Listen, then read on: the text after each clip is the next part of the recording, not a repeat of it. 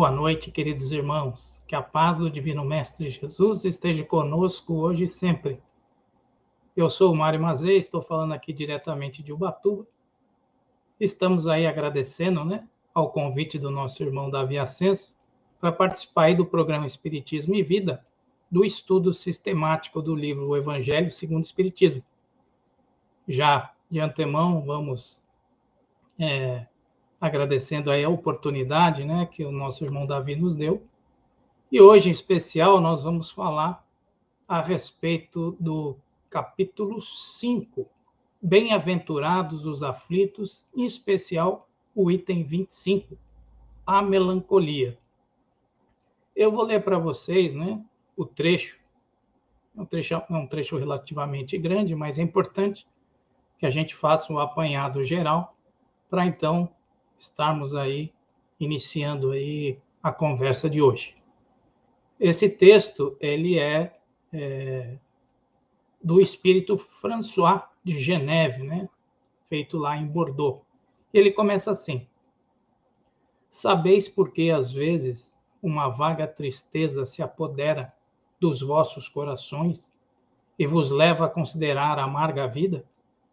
E que vosso espírito, aspirando à felicidade e à liberdade, se esgota, junguida ao corpo que lhe serve de prisão, em vãos esforços para sair dele, reconhecendo inúteis esse esforço, cai no desânimo, e como o corpo lhe sofre a influência, toma-vos a lassidão, o abatimento, uma espécie de apatia, e vos julgais infelizes. Crede-me, resisti com energia a essas impressões que vos enfraquecem a vontade. São inatas do espírito de todos os homens as aspirações por uma vida melhor. Mas não a busqueis neste mundo, e agora, quando vos envio os espíritos que lhe pertencem, para vos instruírem acerca da felicidade que lhes reserva, aguardai pacientemente o anjo da libertação, para vos ajudar a romper os liames que vos mantêm cativos o espírito. Lembrai-vos de que, durante o vosso degredo na terra, tendes de desempenhar uma missão de que não suspeitais, quer dedicando-vos à vossa família, quer cumprindo as diversas obrigações que Deus vos confiou. Se no curso desse degredo provação, exonerando-se-vos dos vossos encargos, sobre vós desabarem os cuidados, as inquietações e tribulações, sede fortes e corajosos para os suportar. Afrontai-os resolutos, duram pouco e vos conduzirão à companhia dos amigos, por quem chorais e que jubilosos por ver-vos novo entre eles, vos estenderão os braços a fim de guiar-vos a uma região inacessível às aflições da terra. Bom, nós iniciamos então, essa nossa conversa, e é importante a gente situar, quem foi François de Geneve. E essa informação a gente foi buscar num opúsculo muito interessante lançado pela Federação Espírita do Paraná, que se chama Expoentes da Codificação Espírita, que tem lá a relação de todos os espíritos que participaram, ali da equipe do Espírito de Verdade. Então, vale a pena vocês adquirirem esse livro aí, porque realmente ele consta ali uma pesquisa fantástica a respeito de todos os espíritos que foram ali copartícipes da codificação. E ele fala, então, que o François de Geneve, na verdade, é Francisco de Sales, que nasceu em 1567. Resolveu estudar para ser sacerdote, apesar da oposição da família. E ele foi ordenado em 1593 e se tornou reitor, da Escola de Genebra, lá na Suíça. Escreveu diversos livros, e um dos livros mais importantes foi Controvérsias e Defesa do Estandarte da Santa Cruz. Então, o François de Geneve, nos dá aí uma posição muito interessante a respeito da melancolia, fazendo uma referência a uma espécie de lembrança, meio que fortuita, do nosso estado como espírito. nós estando aqui encarnados, né, muitas vezes, em determinados momentos, nossa alma meio que percebe, né, a condição de prisão a qual estamos encerrados no corpo físico e começa a recordar-se do seu estado de espírito, da sua liberdade, de todas as condições, né, da sua experiência no plano espiritual. E isso, evidentemente, traz ali uma espécie de desconforto, né? E ele associa isso à melancolia. E essa condição, né, que não é uma constante, mas que eventualmente ela pode acontecer, ela sempre emerge em momentos de dificuldade, momentos onde a gente passa determinados problemas, dificuldades tanto de ordem física como de ordem psíquica, e essa fragilidade, né, muitas vezes faz com que aflore essas lembranças. Mas vamos tentar relacionar, né, essa melancolia com o que, evidentemente, hoje pode ser associado a isso. Se a gente buscar, né, esse termo nas pesquisas científicas, eles vão nos dizer o seguinte, que a melancolia é um estado mórbido, caracterizado pelo abatimento mental e físico, que pode ser a manifestação de vários problemas psiquiátricos, hoje considerados mais como uma fase de psicose maníaco-depressiva. Então, veja bem, né? A doutrina espírita ela vai além do que hoje a ciência nos fala a respeito desse sentimento, né? Inclusive, associa-se isso com o que hoje chamamos de depressão, que é o que nós vamos falar um pouquinho mais para frente. Mas esse estado de melancolia, né, que inicialmente pode ser leve, pode ser um sintoma mais brando, evidentemente, se isso vai sendo acalentado, né, no nosso ser, na nossa psique, ele tende a ir aumentando e, consequentemente, se tornando algo muito mais grave. Se nós, como seres eternos, né, como espíritos imortais que nós somos, muitas vezes carregamos conosco pendências, problemas de ordem moral que carregamos no espírito imortal, essas lembranças muitas vezes elas podem aflorar devido às circunstâncias que aqui nós vivemos. Então, evidentemente, isso pode ser aumentado conforme a situação. Esse sentimento, né, de melancolia e que muitas vezes podemos traduzir em sensações de desânimo, de impotência, de tristeza, né? Elas são muito comuns no que nós chamamos mundo de provas e expiações, que é o estágio em que a Terra, né, o nosso orbe hoje se encontra. Esse estado de provas e expiações, esse estágio, denota ainda o quê? Muito sofrimento, né? Nós sabemos que o estado de provas e expiações em que a Terra se encontra faz com que a grande maioria das pessoas que aqui habitam são pessoas ainda portadores de muitas mazelas, de muitas deficiências morais, e a somatória, né, desse grande coletivo causa uma influência no todo, e particularmente naquelas pessoas mais sensíveis. Então, se estamos ainda no chamado mundo de provas e expiações, nós não podemos esperar aqui ao nosso redor, nas coisas que conosco agem, uma condição melhor, né? Mais equilibrada, mais tranquila. Ao contrário, nós estamos no cadinho da purificação, ou popularmente no buraco do vulcão, né? E estamos então aqui a passar por essas vicissitudes e essas dificuldades justamente para que a nossa alma se depure.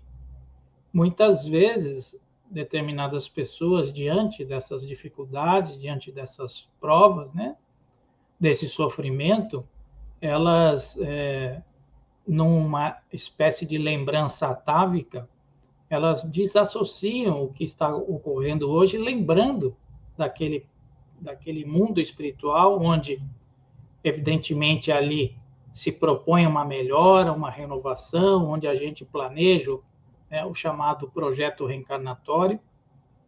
Então, nesse sentido, eles sentem, né, aquele langor, aquela melancolia, lembrando, né, dessas oportunidades benditas que Deus nos oferta entre cada reencarnação, para que a gente possa nos estruturarmos melhor e voltar novamente a fim de melhorar o nosso espírito. Lembrando sempre que essa melhora ocorre, na sua maioria das vezes, no plano carnal, né? É através da reencarnação que nós vamos colocar em prova aquilo que, teoricamente, nós nos propusemos no plano espiritual.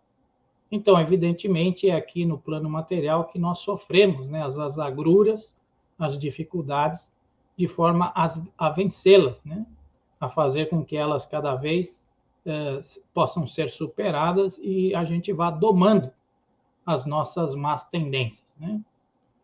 Tem um fator importante também, que o problema também não é só de ordem psíquica, porque ele inicia-se, tem essa origem, né, na nossa mente, como espírito que somos, mas há uma reverberação no corpo físico, né?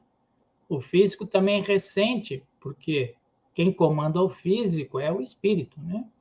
E, evidentemente, o corpo também sente essa falta de liberdade e causa ali um monte de outras sequências, né? Devido à sua fisiologia, secreção de hormônios que causam estresse e tantas outras coisas, que faz também que o problema aumente, né? Dificulte o lidar com essa situação. Então, nós vamos perceber que realmente estar aqui encarnados é um verdadeiro desafio, no sentido de suportar as dificuldades, tendo em vista o futuro, né? E como espírito imortais, muitas vezes nós temos determinados insights que a gente acaba recordando, né, o plano espiritual. E outro fator importante que a gente precisa lembrar também é que durante, né, o sono, né, o corpo físico adormece, ele entra num estado de hebetação, mas a alma não, né? A alma se liberta e vai para o plano espiritual. E lá no plano espiritual, então, evidentemente, ela vai aurir, né, muitas situações ali que podem até agravar ou melhorar essa situação. Cada um consegue, de alguma forma, lidar com esse sentimento de maneira melhor ou pior, mas o que mais importa, né, é a situação em que ele está vivenciando naquele momento. Nós dizemos que muitas vezes há determinados gatilhos, né, que acionam essa condição.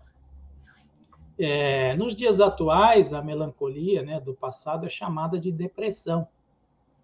E a ciência procura dar explicações sobre as causas, né, que iniciam-se nos transtornos de humor. Esses transtornos de humor, elas estão associados com problemas que acontecem durante a nossa vivência. Por exemplo, o divórcio, né? O desemprego, a perda de um ente querido, o fim de um relacionamento amoroso, né? Ou situações traumáticas, como um acidente, enfim.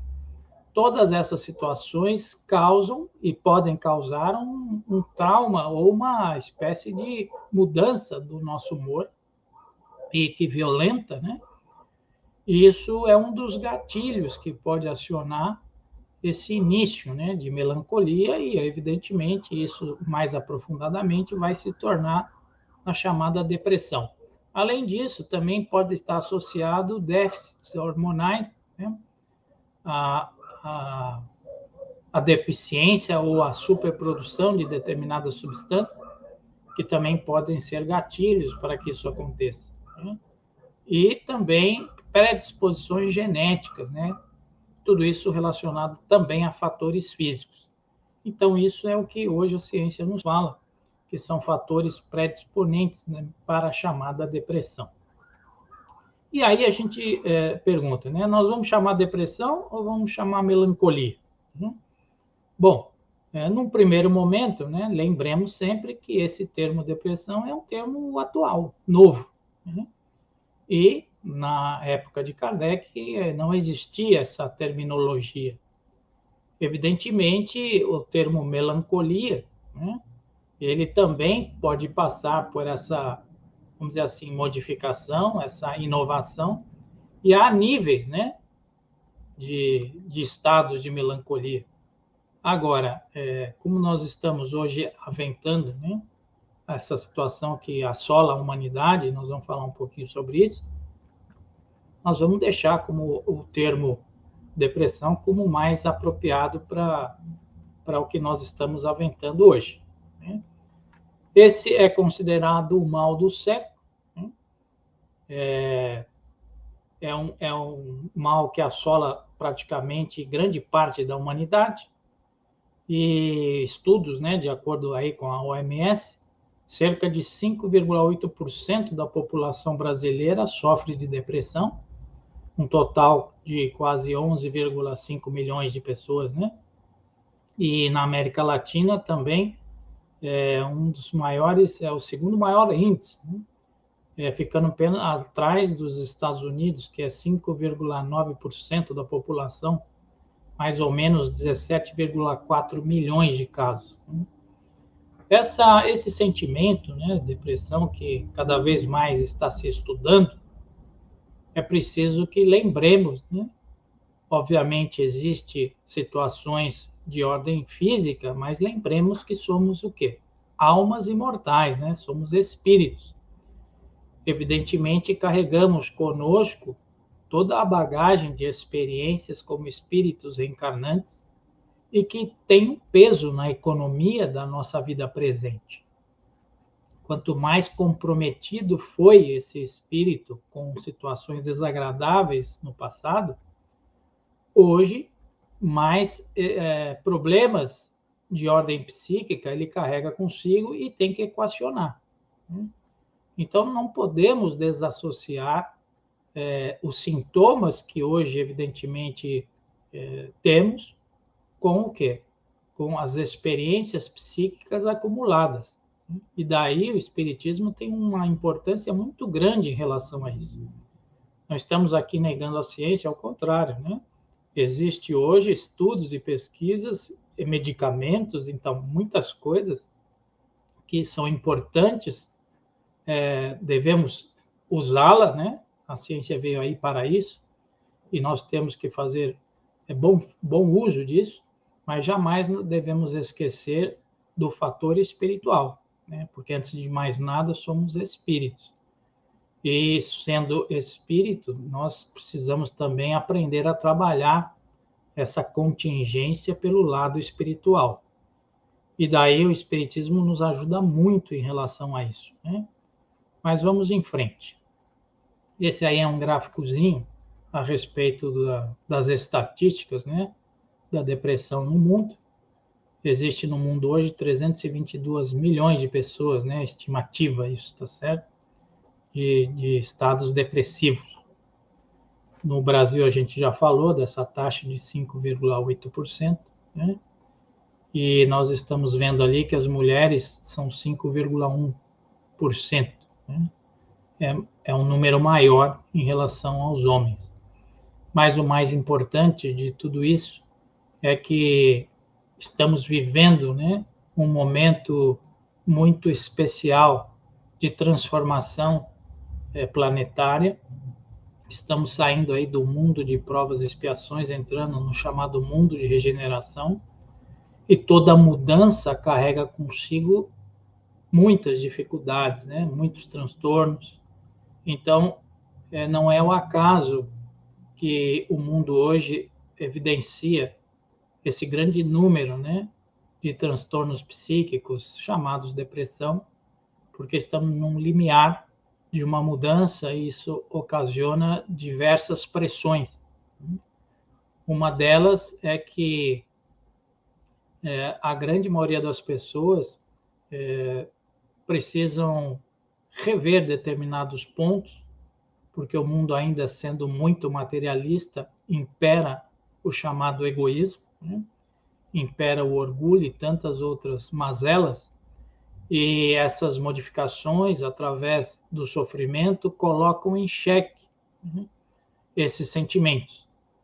E então, as pessoas que ainda têm muita dificuldade, né, em doar-se, em olhar mais para o próximo, entram em confronto consigo mesmo e muitas vezes isso gera, né, essas dores de ordem moral, essas dores de ordem psíquica, mas que no fundo são fatores de mudança, né?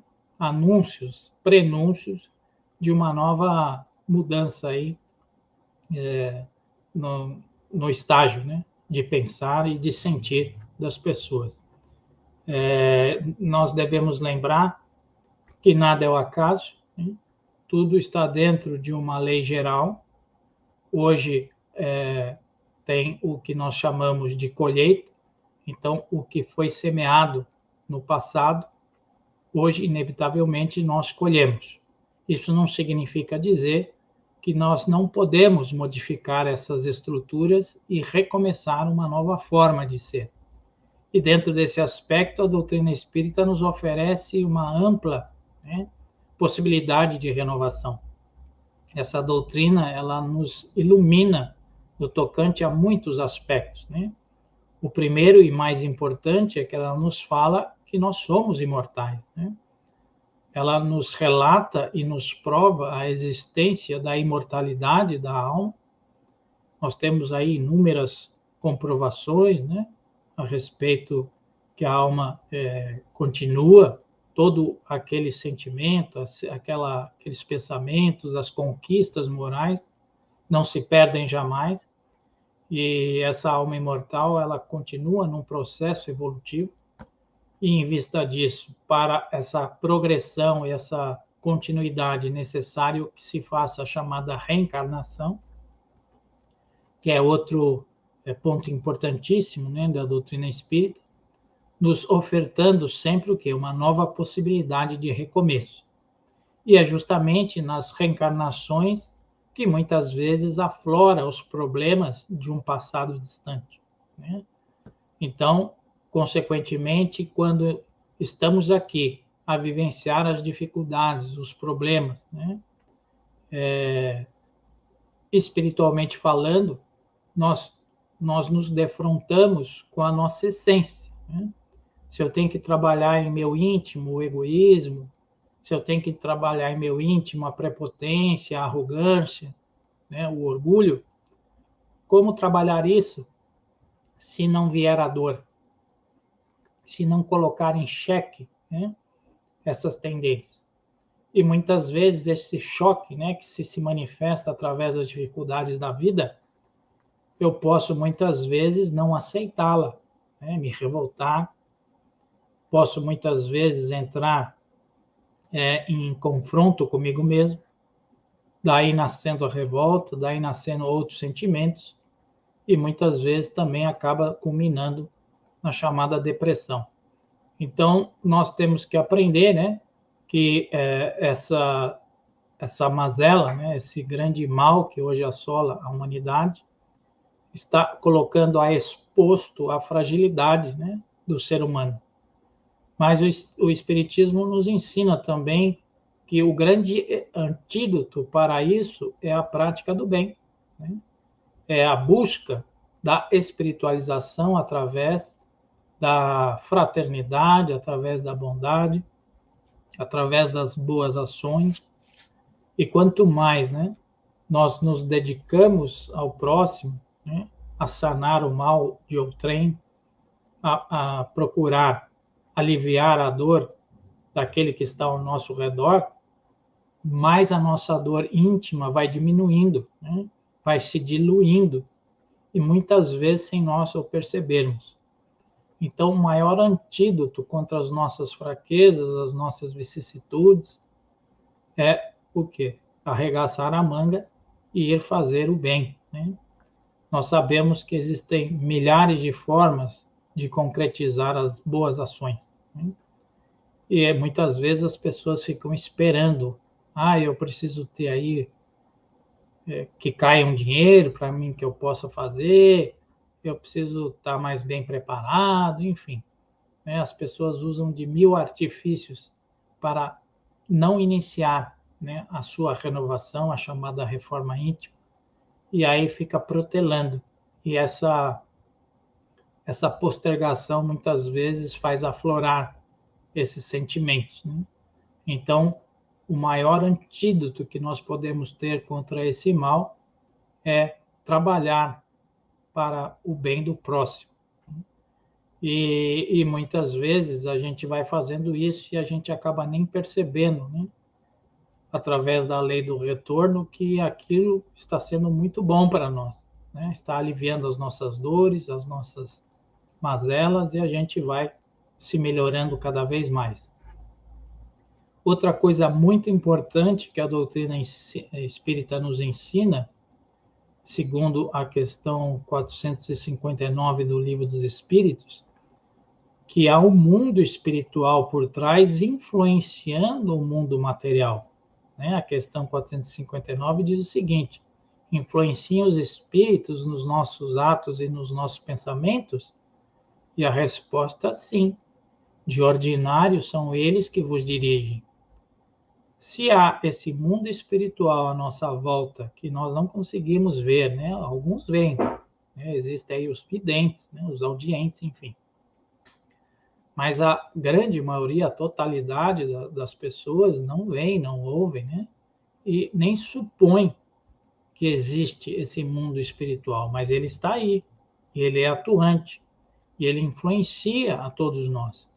Então, grande parte, né, de esses sentimentos e essas dificuldades que culminam na chamada depressão, tem também a mãozinha desses nossos irmãos por trás, né?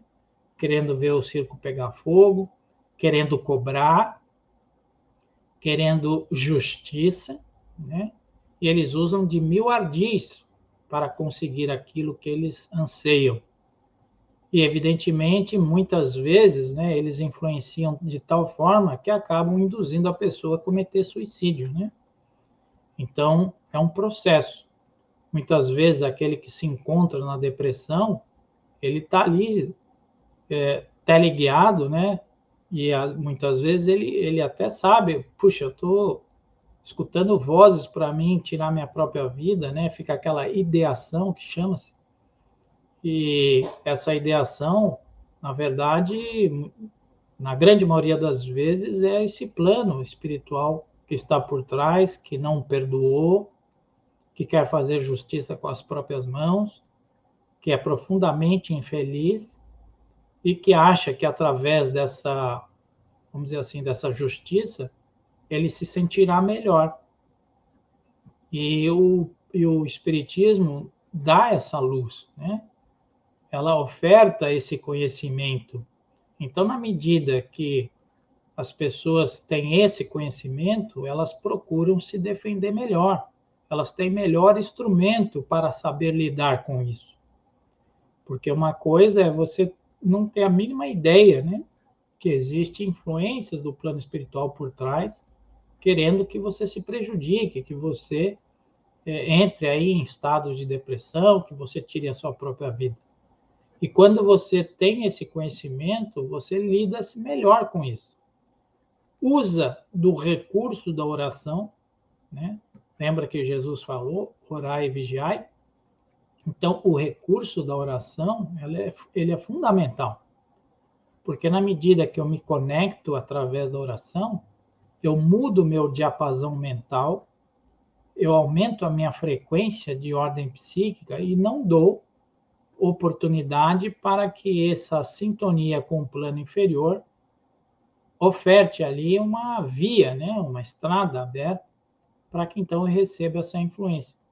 Então, na grande maioria das vezes, essas pessoas que também entram nesse quadro de depressão esquecem de fazer oração ou não conseguem, né, por N motivos. Mas é necessário o esforço, né, é necessário que a pessoa faça o máximo possível de esforço para lembrar que a oração é um recurso valioso. E quanto mais ela se apegar nesse contexto, mais, vamos dizer assim, fácil será o processo de desvencilhar-se dessa ideação que, conforme a situação, pode chegar ao extremo. Então, a doutrina espírita nos ensina vários aspectos. Ela também, como a gente já falou agora há pouco, ela nos fala que, como estamos num mundo de provas e expiações, o mal ainda impera no planeta, né? Por quê? Porque a maioria das pessoas que aqui estão encarnadas ainda carregam consigo muitas mazelas de ordem inferior. Então, na somatória, o quê? A média, ainda o mal impera. E, nesse sentido, apenas o sofrimento é que vai fazer com que haja a depuração, né? A dor é a chamada pedagogia divina. E por isso, então, esse planeta tem muitas dores, né? Muitos resgates, muitos sofrimentos, né? E na medida, então, que o planeta vai se renovando, por quê? Porque as individualidades também vão se renovando. A individualidade, a soma das individualidades dá a coletividade. Então, quanto mais nós fazermos a nossa parte, melhor será para o nosso planeta, né? E ela ainda fala que a depressão é um estado de desilusão, né? Que o espírito é acometido, o espírito encarnado no caso, né? Ele é acometido porque quando a voz da sua consciência, né, o relembra, né, das suas tendências instintivas que retornam à sua memória devido a várias condições, né, fazem com que ele comece a relembrar dos compromissos espirituais assumidos, né, e que ele não está conseguindo dar conta. E essa negligência do presente também é um motivo, vamos dizer assim, de tristeza, né? De insucesso. Então, a grande maioria das vezes é uma desilusão também, né? Que aquele espírito encarnado se dá conta, né? Que ele não está conseguindo executar aquilo que ele mesmo planejou. Lembremos que nós temos o nosso inconsciente, né? Esse nosso inconsciente está registrado tudo aquilo que está planejado, também está registrado tudo aquilo que nós adquirimos como experiência reencarnatória, como espírito imortal. E nessa miscelânea, né, de experiências, conforme a situação, emerge mais as coisas ruins do que as coisas boas. Então, nós temos que nos esforçar, e a doutrina espírita nos oferece, né, uma grande gama de recursos suficientes para a gente poder saber lidar com esse tipo de situação. Nós temos que lembrar também que, na medida que vamos evoluindo como criaturas, né, como seres eternos que nós somos, nós vamos sabendo lidar melhor com essas situações. As situações que nos acontecem acabam sendo sempre um grande aprendizado, e cada vez mais nós vamos nos capacitando, né, de forma a moldar no nosso espírito melhores aquisições. Quando, então, não conseguirmos adquirir determinada qualidade, né, nós temos que passar por muitas sucessivas experiências para que essa qualidade que ainda não foi atingida, ela seja conquistada. Evidentemente, para se conquistar algo, não é fácil, né? Nós conquistamos algo com esforço, né? Com suor, muitas vezes com lágrimas, com dores, né? Mas uma vez conquistado, isso é mérito, né? E aí, então, vem a felicidade pela conquista. E o interessante lembrarmos que também Jesus, quando aqui veio, ele disse que no mundo nós só colheríamos aflições, né? Ele quis dizer que o mundo encarnado, esse mundo de provas e expiações, pelo próprio nome, é um mundo que gera aflições. Então, aqueles que estão encarnados, não há outro meio, né, senão estar o quê? Rodeado dessas aflições. Mas ele diz também na sequência para a gente ter fé, né, ter otimismo, porque ele venceu o mundo no sentido que ele deixou o roteiro, ele deixou o caminho para todos nós também vencermos esse mundo. E esse caminho, esse roteiro é o quê? É o Evangelho de Jesus, né? O Evangelho de Jesus é o roteiro seguro para nós podermos passar por esse mundo de vicissitudes, de dificuldades, de aflições, de forma mais segura. E ele também nos lembra, né, através das bem-aventuranças, que é o Sermão do Monte, que nós teremos a nossa verdadeira felicidade não aqui, não agora, não neste mundo, mas no outro mundo, no mundo espiritual, né? O Sermão do Monte é o sermão do futuro, né? Porque ele nos fala que se a gente bem sofrer agora, se a gente resistir agora, se a gente for manso, se a gente for pacífico, né, nós colheremos lá na frente o que é o galardão da felicidade. Em nenhum momento ele disse que aqui na Terra teríamos esse galardão, né? Mas também disse que é possível ter uma felicidade relativa aqui na Terra, desde que façamos aquilo que ele ensinou. E o que ele ensinou? É amar ao próximo como a si mesmo, né? Essa lei resume praticamente tudo, né? A partir do momento que nós conseguirmos fazer aquilo que ele nos pede, tudo então vai sendo mais fácil, né, de executar. Agora, para que isso aconteça, nós ainda, como espíritos rebeldes que nós somos, espíritos recalcitrantes, nós ainda temos os embates, né? Porque ainda há dentro de nós o orgulho, a prepotência, ainda há dentro de nós a vaidade, a intolerância, e todos esses sentimentos, infelizmente, só são combatidos com a dor, né? Como ainda somos embrutecidos, ainda é necessário o embrutecimento da dor para então lapidarmos o nosso diamante, né? O buril, né, que a vida nos dá, vai fazendo com que então nós vamos aparando as nossas arestas e vamos nos renovando como espíritos imortais. E a doutrina espírita justamente nos dá esse alento, porque nos ensina, né, que se continuarmos aqui firmes, né, acreditando na renovação, nos esforçando, fazendo a nossa parte, nós então, quando chegarmos lá, teremos aí as recompensas, né? E Jesus nos deixa bem claro isso nas bem-aventuranças.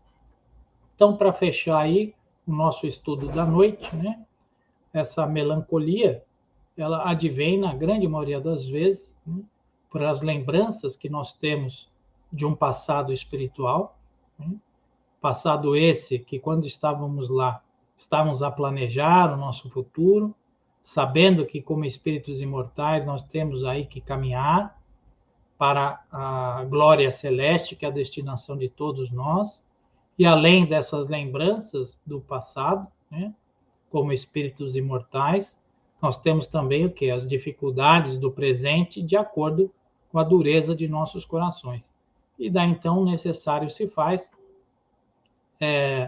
nos apegarmos àquilo que a doutrina espírita nos ensina, em especial a prática do bem, das virtudes, da fraternidade, da caridade e do estudo.